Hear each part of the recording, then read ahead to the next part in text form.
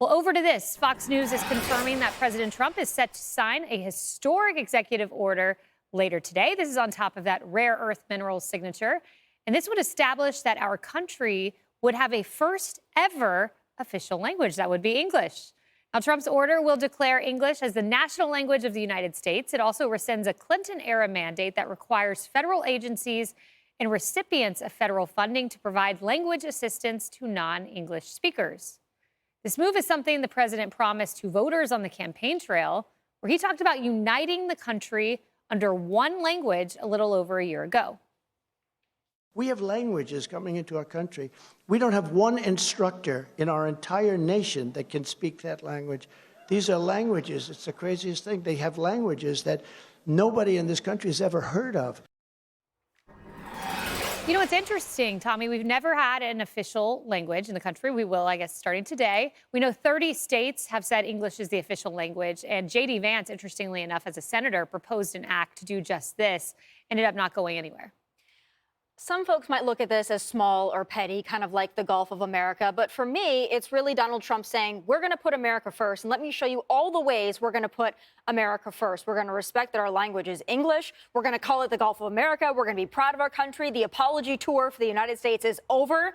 And we're going to be proud to be American. And this is the language that we speak here. I also think that this is part of reinforcing the immigration stance that this president has. Listen, you're not going to come into our country from all over the world and establish yourself. You are a visitor. You will speak English. You will learn our ways. You will assimilate into our culture. To me, this is just further signifying that. And I think it's a great step in saying this is our country and we're not going to let our culture and our values go out the window. This isn't a globalist, idea or narrative anymore.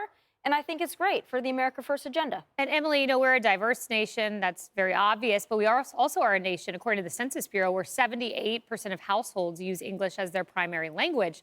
So this is kind of solidifying something that is, in fact, very much the case for the majority of U.S. households. Right. And some argue, look, it's obvious. We're part of the Anglosphere anyway. This is, how it's sort of been. So why are we concretizing what already has been in existence? And I think that the argument over efficiency and this commitment to stewarding our taxpayer dollars is where the crux of the argument would be best made. So if this means that all court documents and all everything and all the money that we pay in the millions of translations, if that sort of only puts that onto an as-needed basis, is that cheaper? Great. Is this something then that will be sort of streamlining the judicial process and a lot of the administrative beast process? And if so, I think that, frankly, that's quite easier. But I hope, a lot of people, I think, are going to thwart this. Critics will thwart this and call it a racist undertone, when the reality is that it's simply, I think, for streamlining efficiency, an important note to make about the unity under this U.S. American flag. But I think as long as we're not wasting money and saving money, then it's a great argument. And Steve, assimilation has always been a part of the idea behind U.S. immigration. That is why there is a requirement that you demonstrate an ability to read, write, and speak English on a naturalization test. Absolutely. Because we're in the land of the free, I think it's always been felt that you should be able to, you should be free to speak whatever language you want to. A friend of mine out in New Jersey, his father-in-law died about 2 weeks ago. Oh. To the day he died, in New Jersey, every day he lived there for 50 years, he spoke Croatian.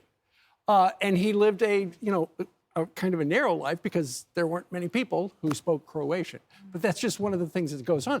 When I went and passed my New Jersey driver's license test, there was a question, do you need a translator? And I think there were like 30 or 40 different translators of different languages who could assist me. But ultimately, it comes down to, if you want to be in the United States, to your point, Kayleigh, to pass a citizenship test, you have to be able to read, write, and speak English. It's just the cost of admission to this great big club. Jerry. Right. And, I'm kind of surprised we haven't done this already, right? That was my shocker at reading this story. Same. But I will say one thing. This is one of the problems that Europe has had in integrating all the immigrants into their culture. They live separately, they speak different languages, they cannot communicate, and it has created chaos for so many countries there. I think the flip side, I will say this, my grandfather never spoke English. He only spoke Sicilian. That means you Italian. probably speak it a little bit too.